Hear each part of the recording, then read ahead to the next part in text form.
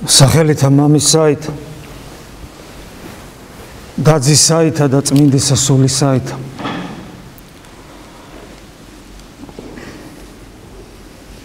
კიდევ ერთი კვირადღე დიდ მარხვის დაწყებამდე ყოველი კვირა ამ დროს არის განსაკუთრებული ჩვენ ეს უკვე ვფიქრობ ვიცით განსაკუთრებული არა იმ გაგებით რომ რაღაც თეორიულ ღვთისმეტყველებას უნდა მივეძალოთ, არამედ განსაკუთრებული იმით რომ ყოველივე რასაც ამ პერიოდში ჩვენ ეკლესია გვასწავლის ისეთ ღრმა შრეებს ეხება ჩვენი ადამიანური ბუნებისა. ისე გვამხილებს, ისე გვარცხვენს. დამავე დროს ისე რთული გასაგებია თუ ადამიანს არ სურს საკუთარ თავში ჩაღმავდეს და არ სურს დაინახოს თავისი დაცემული ბუნება. ადამიანი ხო გავრუბის თავის დაცემულ ბუნებას, იმიტომ რომ იგი სანახავად ამაზრზენიც და საზიზღარიცაა, შეიძლება ასე ითქვას. ეს დაცემული ბუნება ისეთია, რომ მას ღმერთთან ყოფნა არ ძალუძს. ჩვენ ღვთის ხატნი კი ვართ, მაგრამ ღვთის მსგავსნი არა ვართ. ჩვენ ადამიანის მსგავსნი ვართ. და ადამიანის მსგავსის პირველი უпроსორად ის ვინც პირველად გახდა ადამიანის მსგავსი ვიცით ვინ იყო და რა ერქვა მას კაენი ერქვა ყველაფერი ის უბედურება რაც მასში და მის მსგავს ადამიანის მსგავსში იყო ყველაფერი ჩვენშია იმიტომ რომ ყველაფერი ადამიანშია მას შემდეგ რაც ადამიანმა ღმერთ ზურგი შეაქცია მაგრამ დაცემული ბუნება რის დაცემული ბუნება იქნებოდა თუ არა ის რომ თავისი მზაკრობით ეშმაკსაც მიმსგავსებოდა და დაეწყო ცდუნება უპირველეს ყოვლისა საკუთარი თავისა ანუ ერთის მხრივ ადამიანის მსგავსნი ვართ ანუ არ ძალგვიც ღმერთთან მყოფობა ჩვენთვის ეს არის აბსოლუტურად შეუძლებელი. უფალი ამას პირდაპირ ამბობს კაცთაგან, კაცთათვის ეს ანუ ღმერთთან მყოფობა არის შეუძლებელი. ეს ქრისტეს სიტყვებია. ქრისტეს სიტყვები ისეთია, რომელიც რევიზიას არ ექვემდებარება. ამიტომ ჩვენი ნებისმიერი ქმედება მარადიული პერსპექტივასთან დაკავშირებით უბრალოდ ღიმილის მომგვრელია ხოლმე. მაგრამ აი დაცემული ბუნება როგორც გითხარით რის დაცემული ბუნება იქნებოდა თუ არ დაიწყებდა ეშმაკივით ზაკრობას და უპირველეს ყოვლისა საკუთარი თავისვე მოტყვილებას და აი საკუთარი თავი გვატყვილებს ადამიანებს და გვგონია რომ კარგნი ვართ არც ისეთი ცუდნი ვართ ყოველ შემთხვევაში რაცა ვართ ის საკმარისია რომ მარადიული სიცოცხლე დავიმკვიდროთ მაგრამ ეკლესია 2000 წელი კვლავ და მეტი უკვე 2000 წელზე მეტი კვლავ და კვლავ გვამხილებს, შეგვაგონებს, გვასწავლის, გვმოძღვრავს. რომ არა, ნუ შეცდები ადამიანო. არა ხარ შენ ისეთი კარგი როგორც გონია. პირიქით, ნებისმიერი განცდა იმისა, რომ კარგი ხარ, უმძიმეს ცოდვად იქცევა შენში.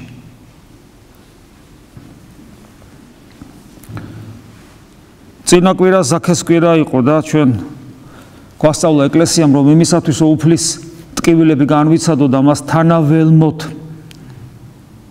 თუმცა თანალმობას ვინჩივის თანაუგზნოთ მაინც თანაგზნობასაც ვინჩივის უბრალოდ პასუხისგებლობის გზნობით აღვივსო და გავიაზროთ ცნობის წადილი მაინც გქონდეს რა თქვა ადამიანად მოსულმა ღმერთმა ჩვენთვის იმიტომ რომ ჩვენ ვიცით პრაქტიკაში როგორ არის ძალიან ბევრი ადამიანი მაცხოვრებელი თითქოს და ეკლესიურად და არ იცის უფალმა რა მისცა, რა ასწავლა, რა მაგალითი დაუსახა. და პირველი სწავლება ეკლესიისა გათავისუფლდი პატივმოყვარეობისაგან, ვერცხლის მოყვარეობისაგან, ზვაობრობისაგან, ძალაუფლებისაკენ სწრაფვისა და მისით ტკბობისაგან დაიმდაბლე თავი და ბავშვითაც გახდი. ეს ყველაფერი არარად შერაცხე აირბინე ლეხსულელზე რომ იქიდან ქრისტე დაინახო და რომ მან მერე მოგიწოდო ზაქე ჩამოდი მე დღეს შენთან უნდა ვიყო და დღეს მეზვერისა და ფარისევლის კვირაა რომელიც ვფიქრობ ძალიან მრავალი ჩვენთაგანისათვის საკმაოდ ძვირფასი კვირაა იმიტომ რომ ის სხვა სიმებს ეხება მონანული ადამიანი ხშირად გვითქვავს რომ მონანულ ადამიანზე ლამაზი არაფერი ამ ქვეყანაზე და აი მონანული ადამიანის ან ყოველ შემთხვევაში იმ ადამიანის რომელიც ცდილობს რომ იყოს მონანული იმის ისეთ სიმებს ეხება გულის სიმებს რომ შეუძლებელია რომ ეს დღე არ გვიყვარდეს იმიტომ რომ თუ ეს ჩვენ სიმებს ეხება ჩვენ სიღრმეებს წარმოაჩენს ჩვენთვის ჩვენ ამასთანავე იმედს გვისახავს იმიტომ რომ ის ვინც ხედავს საკუთარ თავს მას აქვს შესაძლებლობა სული გადაერჩინოს იმიტომ რომ რაც უფრო მეტ სიღრმეში ჯოჯოხეთურ სიღრმეში დაინახავ დაცემულ ბუნებას და იქიდან შეღაღადებ შემიწყალეო ჩვენ ვიცით რომ უფალი სწორედ იქ ჩამოვა და თუ უკანასკნელი სიღრმიდან არ შეღაღადებ შემიწყალეო მაშინ უფალი არ ჩამოვა და შენ გონია შენი თავი სადღაც ზემოთ და კი ბატონო საიდანაც შეღაღადებ იქ მოვა მაგრამ შენ გაცილებით სიღრმეში ხარ და უფლის შემწეობას და წყალობას ვერ მიიღებ იმიტომ რომ უფალს არ ეძებ არ ითხოვ და არ მოგეცემა არ რეკავ და არ გაგეღებ მეზვერე და ფარისეველი მეზვერე ვიცით დაახლოებით ჩვენ ბევრი გვისაუბრია ეს არის ცოდვილი ადამიანი რომელსაც პროფესია აქვს ისეთი რომ ცოდვილია პროფესიიდან გამომდინარე ცოდვილია არსებობს ცოდვილი პროფესიები მაგალითად წმინდა წერილში ესეთ პროფესიად აი მეზვერის მსგავს პროფესიად მოიხსენება მეძაობა ეს არის აი უფალიც ამბობს რომ მეზვერენი და მეძავნი წინ გიძღოდეს და ვისეუნება ამას ანუ პროფესია ცოდვილი ამ სამყაროში მრავალი სხვა ცოდვილი პროფესია არსებობს რომელიც ადამიანს როგორც ღვთისხაც ანადგურებს მაგრამ აი ფარისეულობა იმით განსხვავდება პროფესიისაგან თუ პროფესია ქვია ამას ცოტა ირონიულად ვამბობ ხვდებით ასევე მეზვერესთან დაკავშირებითაც ირონიულად იმიტომ რომ არ შეიძლება პროფესიად აქციო სხვა ქვეყნის უფრო სწორედ საკუთარი ქვეყნის მტრობა სხვა ქვეყნის სასარგებლოდ არ შეიძლება პროფესიად აქციო საკუთარი ხალხის დაბეჭავება, გაღატაკება, ძარცვა და ასე შემდეგ და ამ ხარჯზე გამდიდდება, მაგრამ თანამდებობა ქონდა ესეთი. მაგრამ აი ფარისევლობა, პროფესია არ არის. იგი ადამიანის ფსიქოლოგიურ ტიპაჟს წარმოაჩენს. ეს ადამიანის შიგაბუნებაა, რომელიც გარედან მოტმასნილი არ არის. ადამიანი ეგეთია. მისი შინაგანი მდგომარეობაა ესეთი. ვინ არიან ფარისევლები? საზოგადოებაში ესეთი აზრია გავრცელებული, თუ ვინმეს ფარისევლობის იარლიხს მიაწებებენ ხოლმე, ორი ტიპის კატეგორია, ერთ-ერთი ღვთისმეტყველი ესე აღნიშნავს, რომ ორ კატეგორიას გამოყოფს საზოგადოებიდან, ვისაც მიაკერებენ ხოლმე ამ იარლიხს ფარისევლისა. ესენი არიან პირველი პოლიტიკოსები. იმიტომ რომ მათ ევალებათ იზრუნონ ადამიანებზე და სახეს წარმოაჩენენ ისეთსაც თითქოს ზრუნავენ და მათთვის დღედაღამეს ასწორებენ და სინამდვილეში ამას არ აკეთებენ და მხოლოდ საკუთარ თავზე ზრუნავენ. ამიტომ მათგან ძალიან ბევრი იმსახურებს კიდევაც ამ იარლიხს ფარისეველი. ეს ვიცით, ახლა ჩვენთვის ეს უცხო არ არის, როგორ იღიმებიან პოლიტიკოსები განსაკუთრებით არჩევნების წინ და როგორ პირდებიან ხალხს, ეს ტიპური ფარისევლობა. და სამწუხაროდ უნდა ითქვას მეორე კატეგორია ადამიანებისა, რომლებსაც ასევე მიაკერებენ ხოლმე ფარისევლის იარლიხს, ესენი არიან რელიგიური ადამიანები, განსაკუთრებულად ისინი, ვინც იერარქიაში იმყოფებიან. იმიტომ რომ იერარქიაში მყოფ ადამიანებს, საერთოდ რელიგიურ ადამიანებს სხვა განწყობები აქვთ, სხვა მიდრეკილებები აქვთ. ეს არის სწრაფვა სიწმინდისკენ. ჩვენ სიწმინდის მდგომარეობას უნდა მივახცევთ. სიწმინდე რაღაც ვიღაცების კუთვნილება კი არ არის. სიწმინდე ეს არის გზა, რომელიც თითოეულმა ქრისტიანმა თუ არ გაიარა, ვერ შევა სასუფეველში. გული წმინდაი დააბადე ჩემთან ღმერთო ვევედრებით უფალს. წმინდა იყავს სახელი შენი ვევედრებით უფალს. და ასე შემდეგ მრავალი ის ადგილი, რომელიც ჩვენ მიგვანიშნებს იმაზე, რომ წმინდა თუ არ იქენი, ამ გზაზე თუ არ დადექი, ვერ გადარჩები, ვერ ცხონდები. ნეტარი იყვნენ წმინდანი გულით, არამედ თუ მათ ღმერთი იხილონ, ცხონება კი სწორედ ღმერთთან მარადიული ურთიერთობაა და მისი ხილვა. და აი მოწოდებული, თქვა განსაკუთრებულად სასულიერო პირი, მოწოდებული იმისათვის, რომ ეს ამ მდგომარეობა უბრალოდ ამ გზაზე იდგეს. თუმცა ვერაფრით ვერ ვახერხებთ ხოლმე ამ მდგომარეობის მიღწევას, ამ გზაზე დგომას და ამიტომ ხშირად სამართლიანად ვიმსახურებთ კიდევაც ამ მიარლიხს ფარისევლობის. მაგრამ ეს ნიშნავს იმას თუ არა, რომ სხვა ნებისმიერი ადამიანი ამისგან თავისუფალია. რა თქმა უნდა არ არის თავისუფალი ამისგან ადამიანი, იმიტომ რომ ფარისევლობა ეს არის ის თვისება დაცემული ბუნების, რაც თავში გითხარით, რომ ადამიანი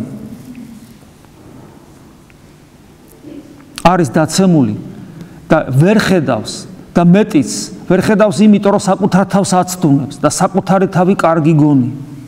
ეს არის ის წყარო, რომელსაც ეს არის ის წყარო, საიდანაც გამომდინარეობს ფარისევლობა. ეს საშინელი სენი ადამიანური ბუნებისა, რომელმაც ჩაიდინა უდიდესი დანაშაული. მან ქრისტე, ამ სულმა მოკლა ქრისტე. ამ სულმა მოკლა ქრისტე. და არა მარტო ისტორიულად მაშინ, არამედ ეს ის სულია, რომელიც ყოველთვის, ყოველ პერიოდში, ყოველ ეპოქაში კლავს ქრისტეს. უფრო მეტიც, ეს ის სულია, რომელიც თითოეულ ადამიანში მუდამ ჯვარს აცვავს უფალს მის ამავე ადამიანის გულში. ეს ის სულია. და არც ერთი ჩვენთაგანი ამისგან თავისუფალი არ არის.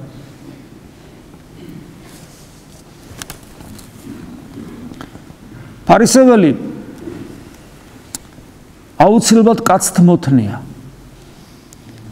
აუცილებლად ყალბია. აი ეს კაცთმოთნეობა და განსაკუთრებულად სიყალბე ძალიან საშიშია ჩვენთვის, რელიგიური ადამიანებისათვის. იმიტომ რომ ყალბი ადამიანი ცრუობს, სიცრუის მამა ეშმაკია, ცრუობს ადამიანებთან ურთიერთობაში, რომ კაცთმოთნეობით და ცრუობს ღმერთთან ურთიერთობაში, სიყალბით. ცრუობს ლოცვის დროს, ცრუობს ზიარების დროს, ცრუობს სახარების კითხვის დროს, როდესაც კითხულობს, მასზე წერია და მას გონია, რომ სხვაზე წერია.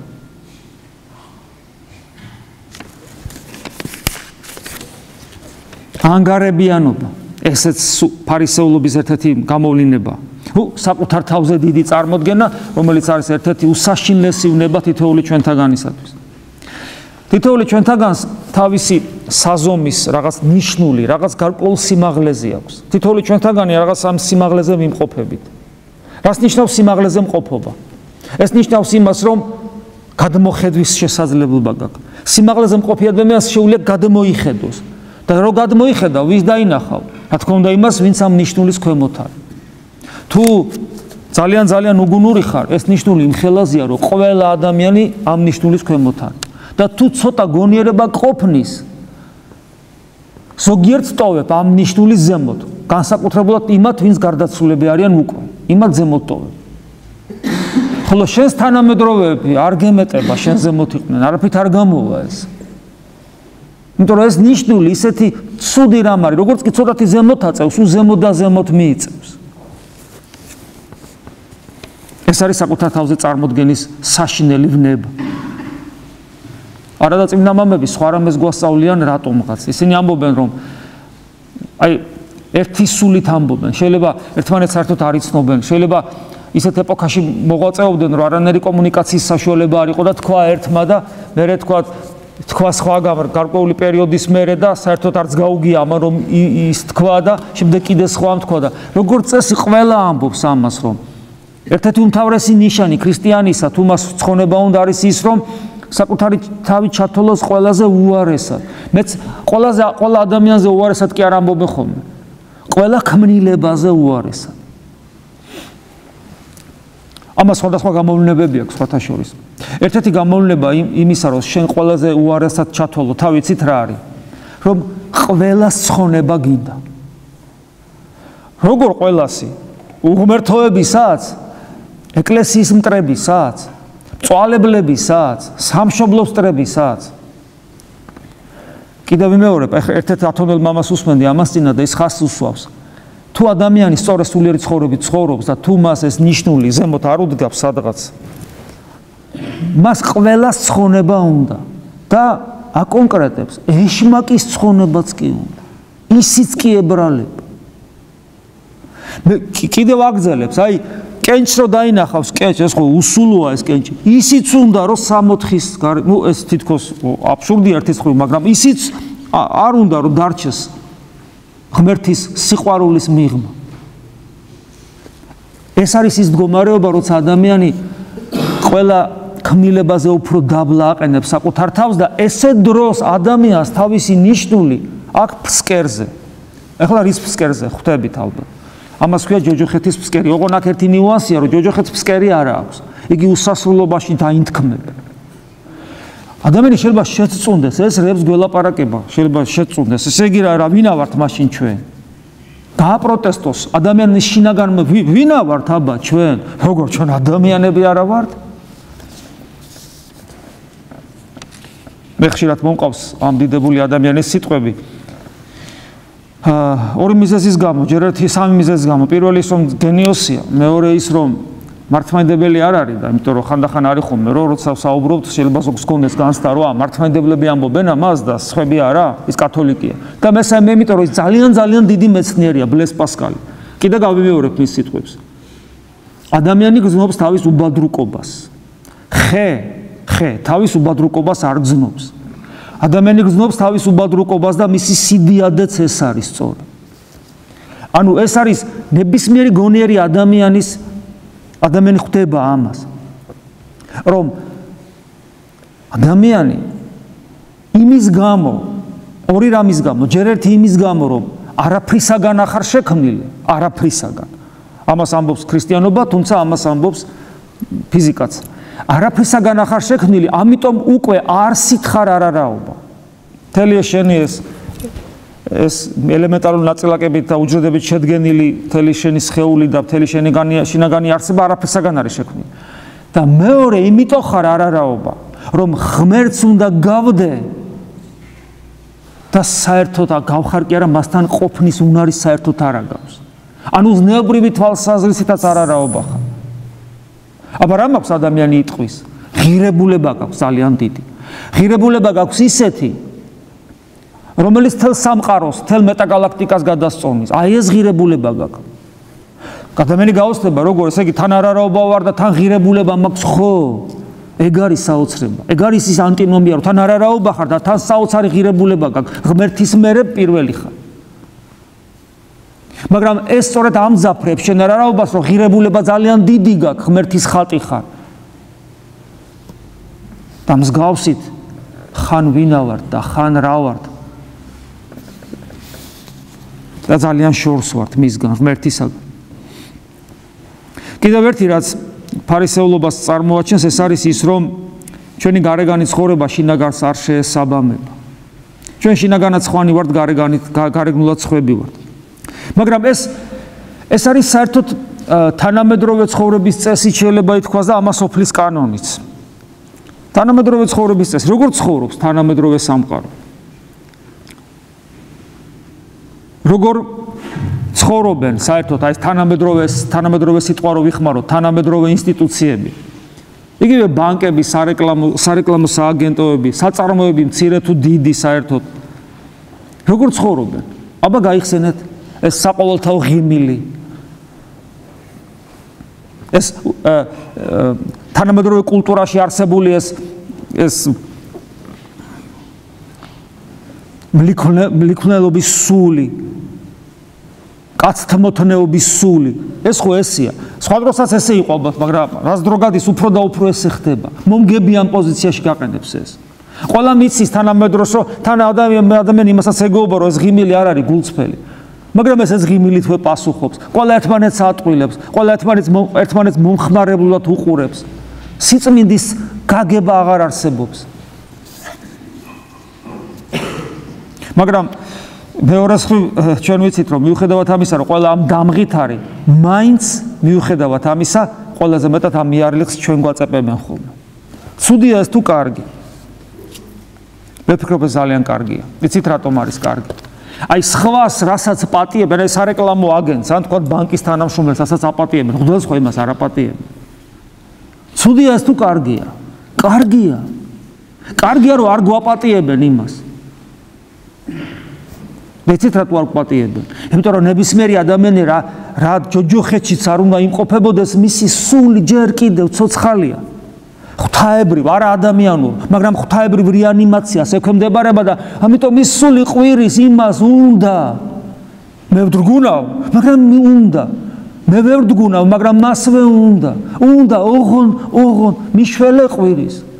მიშველე. და რომ დაინახავს ის ვიშიც უნდა იყოს სიწმინდე ან სწრაფვა სიწმინდისკენ, თქვა სასულიერო პირი. ის შიგნით ყვირის უნდა. და რომ ის მოლოდინს ვერ გაუმართლებს, სამართლიანად ამხელს, სამართლიანად გაბოროტდება. ამიტომ მე ჩემ თავზე ვიტყვი როგორც მღვდელზე, რომ ნუ მეწყინება და ნუ გამიკვირდება და ნუ გავბრაზდები, როდესაც აი დიდი ლუპით მიყურებენ, როცა არ მპატიებენ ჩემს ადამიანურ სისუსტეებს, იმიტომ რომ ისინი ჩემგან ძალიან დიდ რამეს ითხოვენ. რა სითხოვენ? ხმამაღლა ნათქვამია? მე ვფიქრობ არა, ისინი ჩემგან ქრისტეობას ითხოვენ. და რომ ვერ ვარ, ეს არის საფუძველი იმისა, რომ მეზორესავი თავი ჩავქინდრო და გულში მუშტი ვიბრაგუნო და ვთხოვო უფალს, შემიწყალე, გამწმინდე ცოდვებისაგან. და არა ის რომ მოვიწონო ჩემი მდგომარეობა, ჩემი სათნოებანი, ჩემი სიკეთენი, ჩემი ღვაწლი. მამაო, ვინღა იწონებს ამას ესეთ? ჩვენ უკვე ვისწავლეთ, რომ აბა შეიძლება მოიწონო, მე რა მაგარი მლოცველი ვარ, მე რა მაგარი მოარხველი ვარ, მე იმდეს სიკეთეს ვაკეთებ. არა, ადამიანი ესეთი მზაკვარია, რომ ესე კი არ იწონებს თავის თავს. შიგნით ეფერებასა, ურა კარგი ხარ, არავინ არ ხედავს, ვერავინ ვერ ხედავს ამას, საკუთარ თავსაც უმალავ. ეს გულის თქმის დონეზეა. გულის თქმის დონეზე ქსიამოვნებს. აი ესე შიგნით. ოღონდ საკუთარ თავსაც არ დაანახებ, იმიტომ რომ თუ დავინახე ცნობიერში, მაშინ დავტუქსავ და არ მინდა დავტუქსო, იყოს კარგია, სიამოვნებს, ჩემი სიკეთე, ჩემი კარგობა, ჩემი ღირსება სიამოვნებს. ეს ფარისეველი, გაბღენძილი, შიგნით როგორ გვიზის ყველას. და ამას ის თვისება აქვს, რომ მთელ შენ არსებას წამლავს. აი როგორც წყალში რომ პატარა ძმარ შეურებ, ვეღარცე წვეთს ვეღარ იპოვი ამ ჭიქაში, რომ მასში ძმრის ნაწილი არ იყოს. აღარ არსებობს ამ ჭიქაში ნაწილი, პატარაც კი ძმრის ნაწილი არ იყოს შიგნით. დამთავრებული საკითხი, აი ესე ვარ ჩვენ. ესე ზის ჩვენში ეს ყოველი.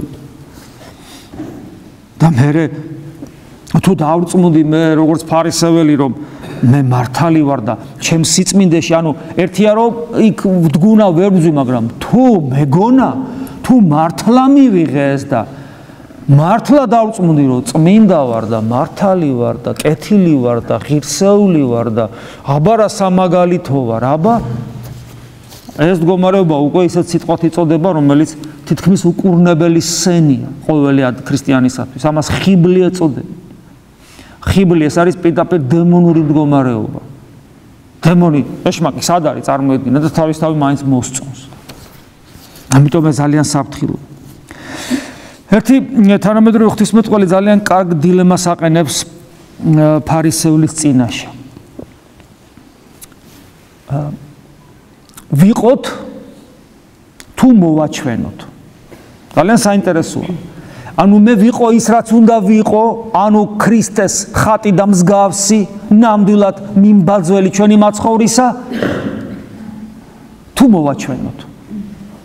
და პასუხი ესეთია, რომ ფარისეველი აკეთებს ფიქრობს, შეიძლება არც ფიქრობს, ფარისეველი იქცევა ისე რომ მან მოაჩვენოს, იმიტომ რომ იყოს, მან საკუთარი თავი ჯვარს უნდა აცვას, უარყოს საკუთარი თავი. არა მარტო საკუთარი თავი, ყველაფერი თუ რამე და ვინმე უყვარს, ყველაფერი უნდა უარყოს.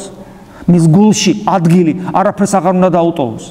ის უნდა იყოს სულით გლახაკი, ანუ არაფერი არ უნდა ქონდეს საკუთარ თავში. ის, რასაც მისი გული მიეწეპება, გარდა ქრისტესი, მხოლოდ ქრისტე, მხოლოდ ქრისტე.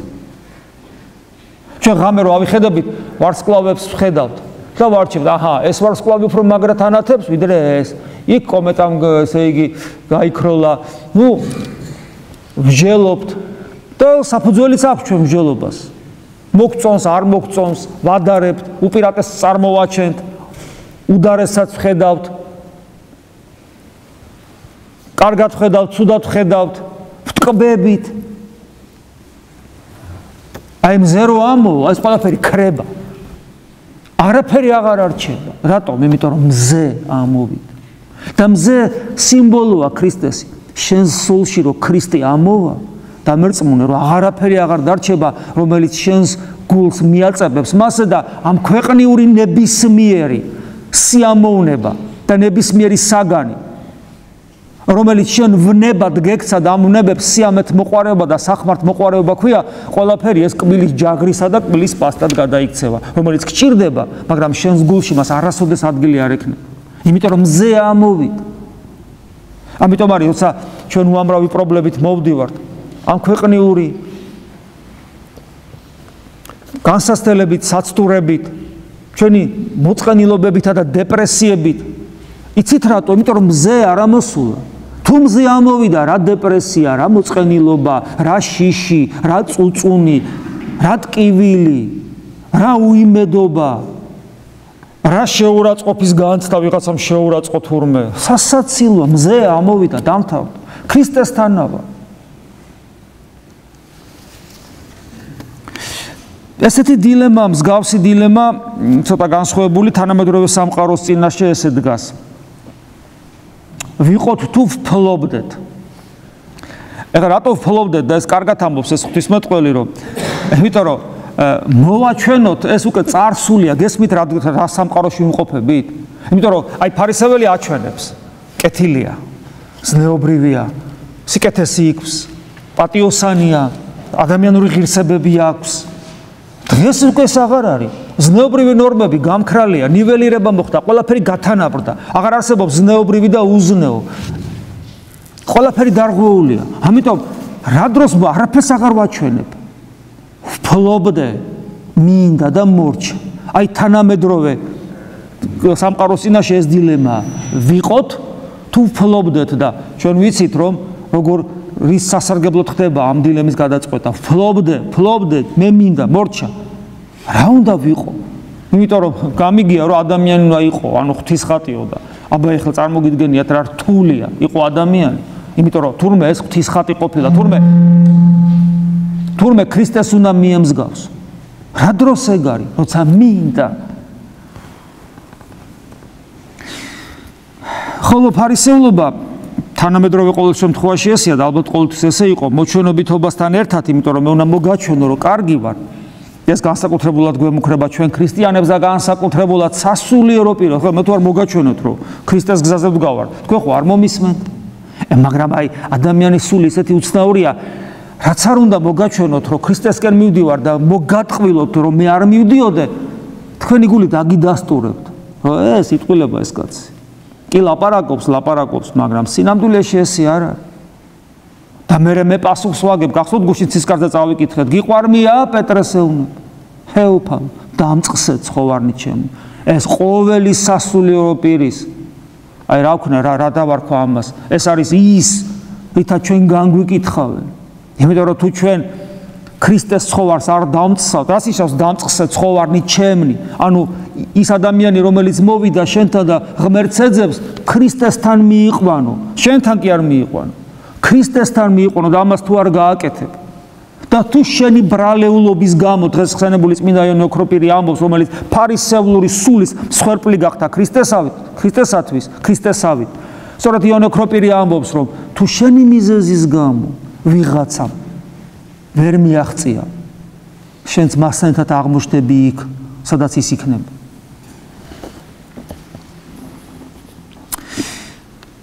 ასე რომ ჩვენ დღეს მოჩვენებითობასთან ერთად ფლობელობაზეც არ ვამბობ თუ არს და ამიტომ არის რომ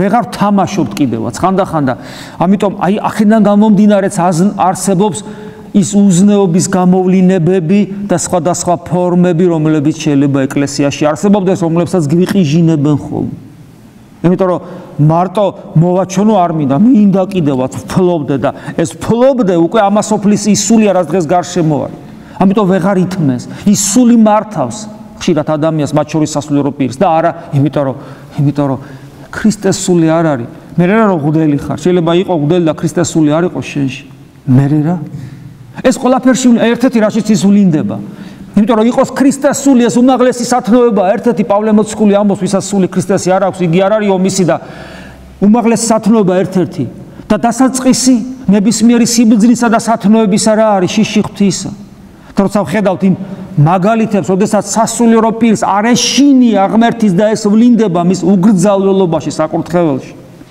როცა ის საკურთხეველში ისე იქცევა რომ ერის კაცი ეკლესიის ეზოშიც არ უნდა კადრულობდეს უფრო მეტიც როცა ადამიანი საერთოდ ქუჩაში არ უნდა კადრულობდეს ხანდახან ისე რომ იქცევა ღმერთი საკურთხეველში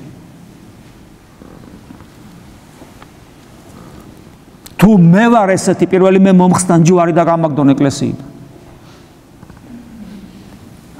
ესეთ მდგომარეობაში მყოფ ადამიანს რომელს შიშსია ლაპარაკი იმიტომ რომ როგორ შეიძლება არ გეშინოდეს საკურთხეველის როგორ შეიძლება არ გეშინოდეს წმინდა ტრაპეზი სადაც უფალია დაბრძანებული და თუ შენ ამის არ გწამს შენ ღმერთი კი არა კაცო საერთოდ ადამიანიც არ ახ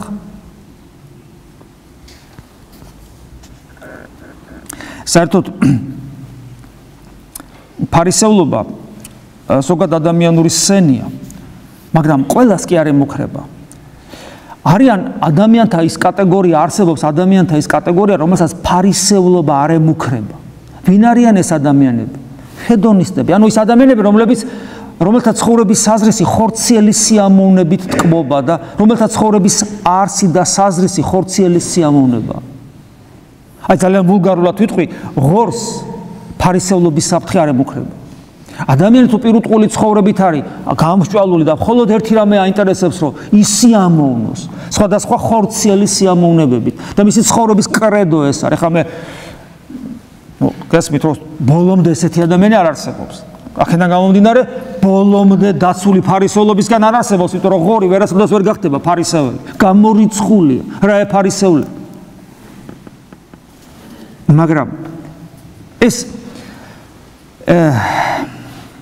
თუ მაგალითად ბოლომდე პირუტყვი ვინ არის ამიტომ პირუტყული ცხოვრებით მაცხოვრებელი ადამიანი კარგი ბჭყალებში რა თქმა უნდა კარგი ფარისეველი ვერ იქნება მაგრამ აი თუ ადამიანი საკუთარი თავის შეურაცხყოფად მიიღებს იმას რომ როგორ პირუტყვის ცხოვრებით უნდა ადამიანი არა ვარ და მოინდომებს რომ ადამიანური სახე მიიღოს არ იგინოს არ იფურთხოს არ უღალატოს მეუღლეს სამოქალაქო ცხოვრებაში ავაზაკი არ იყოს პირიქით მოწესრიგებული პატივის სცენ რატომაც არა თუ წესერად იქცევი გინდა პატივი გცენ სიკეთე აკეთოს სამშობლოს ემსახუროს აი ესეთი ადამიანი ნელ-ნელა დუნდება და ნელ-ნელა კარგავს სიფხიზლეს და მასში შემოდის ეს ფარისევლობის სული რომელიც ეუნება კარგი ხარ მაგარი ხარ სხვები ჯობი ხარ ხოლო თუ ადამიანი ამას დაემატა და ხდება კიდე რელიგიურიც და რაც უფრო კარგი ადამიანი რაც უფრო მეტ ადამიანურ სიკეთეებს იხვეჭს რომლებზეც უფალი ამბობს სიკეთეს აკეთებ ჩემგან მადლობაც არ გეკუთვნის იმიტომ რომ შენ მოვალეობას აღასრულებ მაგრამ ფარისეველმა ეს არ იცის არ აქცევს ამას ყურადღებას რაც უფრო მეტ ადამიანურ სიკეთეს იხვეჭს რაც უფრო კარგი ქრისტიანია მოდი ესე ვთქვათ რაც უფრო კარგად ასრულებს ქრისტეს ცნებებს რაც უფრო ყველაფერს ზედმიწევნით ზუსტად აღასრულებს რაც უფრო მეტად უყვარს ეკლესიური ცხოვრება რაც უფრო მეტად უყვარს სამშობლო რაც უფრო მეტად უყვარს მეგობრები რაც უფრო მეტად ამბოხი აქვს უზნეობაზე და უფრო მეტი საშიშროება ემუქრება ფარისევლობის და მის კლასიკური მაგალითი დღევანდელი დღეს იგავში იგავურ სახეში მოხსენებული ფარისეველია, რომელიც წაიკითხეთ და ნახეთ, ხო წავიკითხეთ, რა გინდა? სამშობლო უყვარს, ზნეობრივად ცხოვრობს, რელიგიური ადამიანია არის, რელიგიურ წესჩვეულებებს ყველაფერს აღასრულებს. უზნეობაზე უარს ამბობს პრინციპულად, შინაგანი ამბოხი აქვს უზნეობაზე აქვს. მეტი რომელი ჩვენთაგანია ეგეთი ბოლომდე. და ნახეთ ფარისეველი. და ესეთები მერე ყვირიან ჯვარსაცუ ეგ. ადამიანს ძალიან დიდი გონიერება ჭირდება ძმებო და დებო, რომ თავის თავი არ მოეწონოს ამგვარად. თორე დავიღუპებით. მთელი ჩვენი ისე ლოგიკურად დავფიქრდეთ რა. რა სასაცილო ადამიანმა იტრაბახოს თავის სიკეთეები. რას წარმოადგენს ადამიანი? ხვალე გავიღვიძებთ და აღარ ვიქნებით. და ისრითაც თავი მოგწოს მიწაში იქნება და დაუპება. რა სასაცილო. და სული სავსე ზვაუბრობით და ეგოიზმით. და პატივმოყვარე მაგარი ვარ, აი ამით სავსე. და ქრისტეს გავსი კი თუ არის ქრისტე კიდე როგორია მშვიდ ვარ და მდაბალ გულით. ყოვლადწმინდა სამება როგორი იქნება ეგოისტი და პატივმოყვარე და თავმოყვარე ადამიანისათვის სამშობლო.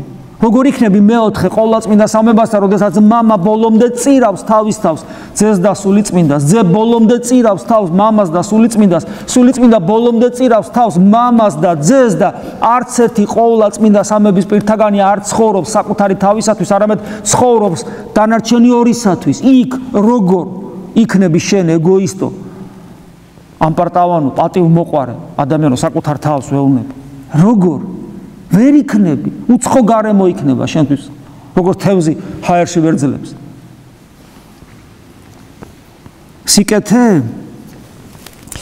სიკეთეს თავისი ღირებულება როგორ არა აქვს. მაგრამ როგორც რაფასია გზას თუ ტაძრისაკენ არ მიგიყვანს, რაფასია სიკეთეს თუ ქრისტესთან არ მიგიყვანს. და ამის კლასიკური მაგალითი გახსოვთ საქმე მოციქულთაში, როდესაც ასისთავი კორნილიოსი, რომელიც არ არის კეფცახური, რომაელია, კოროზი, რომაელი, ეგეთი, მაგრამ არ არის კეფცახური. არამედ ერთი ღმერთის თაყვანისმცემელია და მუდამ ლოცულობს მისთვის და ქველმოქმედებას გასცემს. ნახეთ, რამდენ სიკეთეს აკეთებს. ქველმოქმედია, პატიოსანი მოქალაქეა რომის იმპერიისა, არავიჭროებს იუდეველებს, ანუ თავის სამსახურებელ მდგომარეობას ბოროტად არ იყენებს და ერთი მიხვდა რომ არის ერთი ღმერთი და მას ემსახურება. მეტი რაღა უნდა უნდოდეს ადამიანს. არა. ეს არ არის საკმარის მის გადარჩენისათვის. ის რომ გადარჩეს ქრისტე უნდა მიიღოს და ჩვენ ხედავთ ამას საქმე მოციქულთაში, როგორ გამოცხადებით როგორ ენიშნება და როგორ მიდის პეტრე და როგორ მონათლავს.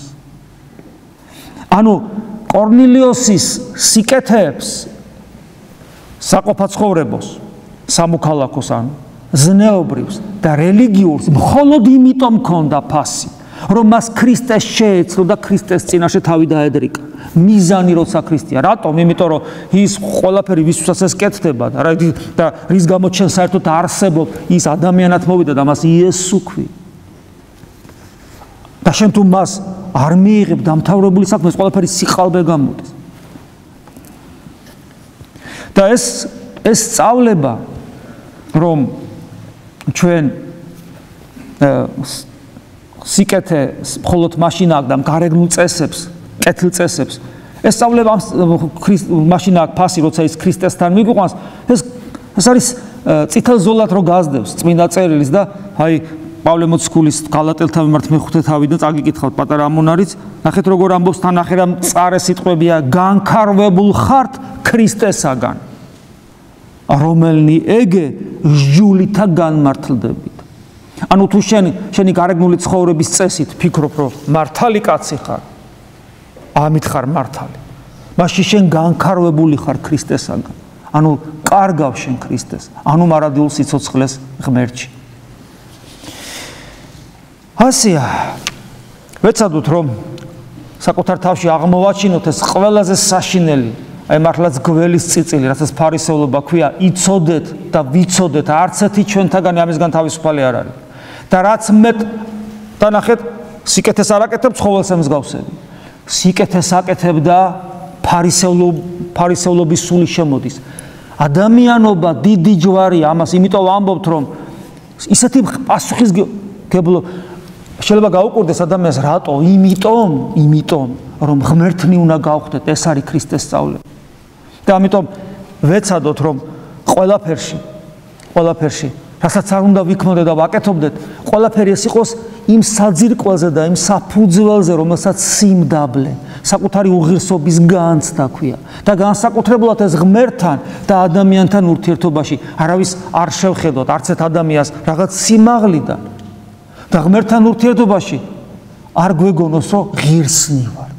ამიტომ ყოველი ჩვენი სიტყვა უნდა ამოვიდეს არა უკაცრავად და როყიოთ, რომ ესეთი ხმით, რომ აი ეკუთვნის და რაღაცა, არამედ იმ განცდით, რომ დამნაშავე ვარ უფალო შენს წინაშე, თუნდაც იმიტომ, რომ მე პირადად ვამბობ ჩემ თავზე მრავალგზის ყოფილა, რომ გულში